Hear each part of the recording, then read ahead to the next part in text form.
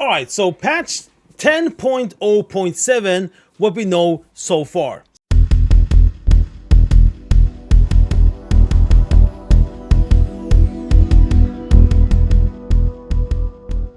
So here's the thing when it comes to 10.07. It's all about this zone right here. This zone right here is the Forbidden Reach. This is the actual starting zone for the Dragtheers. So this is where we're gonna be. The only players that will be here are the max level players. So this is gonna be like a sandbox for max level players in order to farm and get gear and get cool stuff and get player power, new player power that's implemented as well. And we're gonna take a look at exactly how all that stuff will work out. Everything is about this little island over here, the Market Isle. Market Isle actually has a door into that mountain, and this mountain is a vault. It's a vault, it's like a Netharian vault, something like that.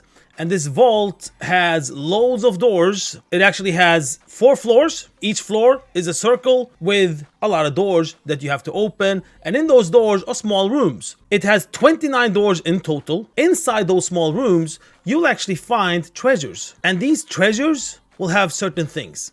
Either it's gold, or it can be a certain currency, which we'll come back to later. But it's also one very important new player power, and it's called Primordial Gems.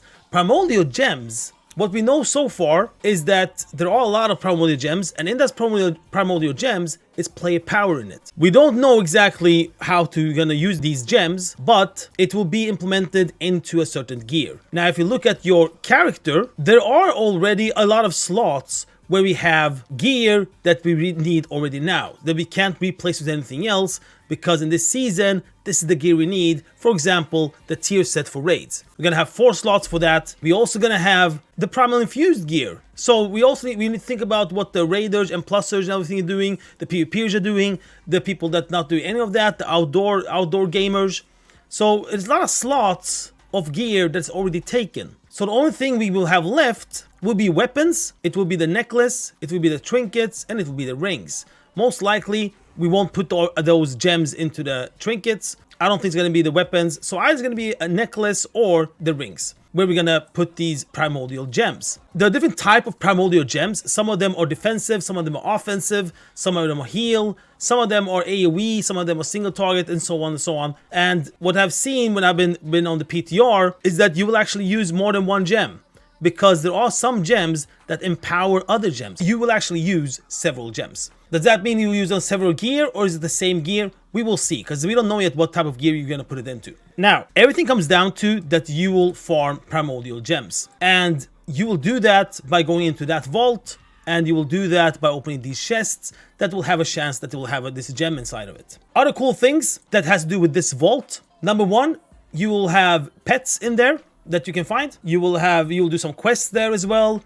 And you will also have a certain currency. I figured out what currency it actually is, because at the moment when you open up these chests, it gives you something called temporary currency. So it's not written yet what the currency is called. But after being there a while, I noticed that there is a name on that currency, because there are some quests in the island that is linked to this vault that have already given us the name of that currency. And the currency is called Netharian Gift Token. That's what currency is called.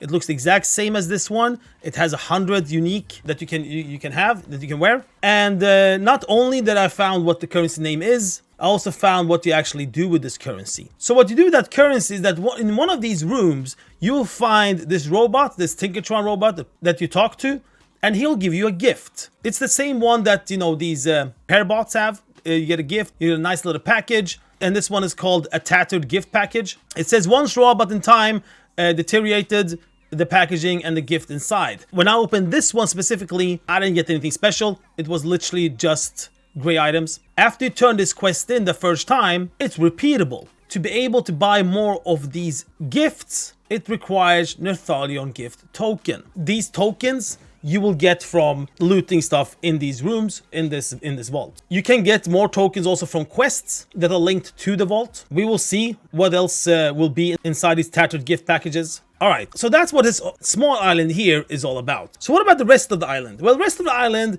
is indirectly linked to the vault, because when you enter the vault and you want to enter these small rooms with the doors in front of it, you need certain keys. And these keys are these ones, Zekera vault keys. One vault key will open one door. When you open a door, that key goes away. And then you have to have more keys to be able to open more doors. There are in total 29 doors inside that vault. If you open doors inside that vault during one day, and then after a daily reset, all doors close again, and whatever you found in those rooms will RNG into other locations in that vault. So it's not going to be the same room every time, it's going to be in different rooms, different days. If you open one door or several doors in the morning, and then you come back later in the afternoon or in the evening, those doors are still open and you can continue to open the other ones. But after a daily reset, all doors close and it starts over again. Okay, so you need keys to be able to open up these doors, and that's why it's indirectly linked to the rest of this island. Because in this island, we will have, number one, rares, loads of rares. And this is how it's gonna look if more or less all rares are actually up. What else we have in this island? The same storm event that we had earlier. But this one is much shorter. You only have to kill like 5 elite elements and then you go for the boss. We don't know yet where it drops because right now it just dropped nothing. We also have the typical chest that we have seen before. We have seen it in Unarmed Plains. We have seen it Voldraken. This is the elemental storm event chest that we have seen before. It's a little bit similar, but a little bit different. It's still a little bit buggy because when we completed it, the chest despawned. So that one, we still don't know what it drops yet either. And if we go back to the rares, these rares will drop 2 things. One is a 100% drop, and that is the keys. The keys to be able to open up those vaults. The keys is 1 drop per rare, and you can do it once a day per rare.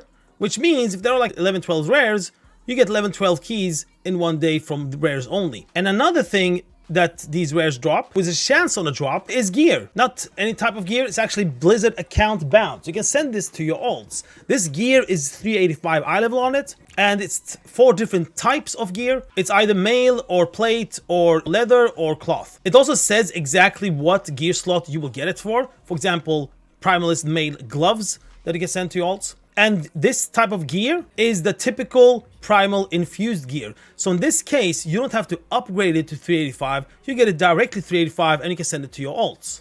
Not only that, it also has a chance to drop trinkets. The same trinkets we saw in 1005, that vendor, the 389 trinket, that can also be dropped and you can send it to your alts. So it should mean, I haven't seen it yet though, but it should mean that the rings and the necklace that you get from that vendor can also be found and you can also send it to your alts since the trinket is there. So it's a good catch up for your alts or for a new character you want to play. Another thing that this island will have are certain chests. These chests are called Forbidden Hoards. I have found all these chests. I found one more there that I didn't tweet about, but I have it in an image that I'm going to put on the written guide later. But these chests will also always give you 1 key for the vault. 100% drop on the key, 100% loot on the key, and same as rares, it also have a chance to drop gear. 1, 2, 3, 4, 5, 6, 7, 8, 9. So far I found 9 chests, and it's also a daily thing. Every day you can get 9 new ones, same as the rares. So in general, if you put the rares together, if you put the chests together of the chests I found so far at least, you'll get around 20 keys in one day that you can farm. So that means you can open up 20 doors in the vault. And if we just speak of the vault a little bit fast again, those 29 doors that a vault has, I opened up all of them in one day, and I'm gonna make a guide about it later on, what's in it, because it's a little bit puzzle here and there to figure some stuff out. Because inside the rooms, even though you open a door, doesn't mean you can get everything from that room, because it's still a puzzle. You need stuff from other rooms to be able to open stuff from that room and so on. But I figured all that out, and I'm gonna make a guide about it later on as well. So that's what you're gonna do when you fly around here in this little sandbox. Other things that has to do with this island is that you will get new dragon riding talents. One that puts a break on your Drake, and the other one that gives you vigor when you do the break. So this means that you will also have more dragon glyphs. It's like 9 more dragon glyphs, something like that. And those dragon glyphs you will actually find in this area. I have found most of them. I think it's 2 left or something like that.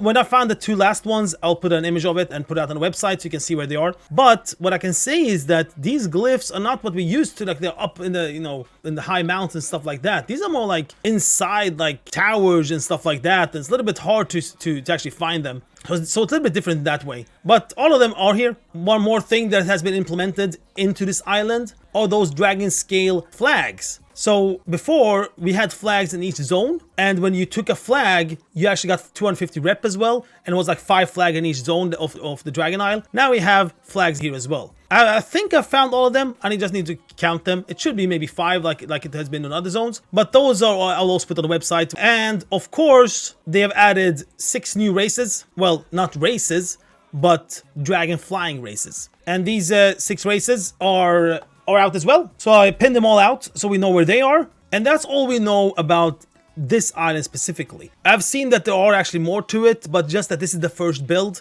So I think the things that will come later will be a lot of quest lines, stuff like that we're gonna do. But in general, this is the base of what 10.07 is about when it comes to this island and this sandbox.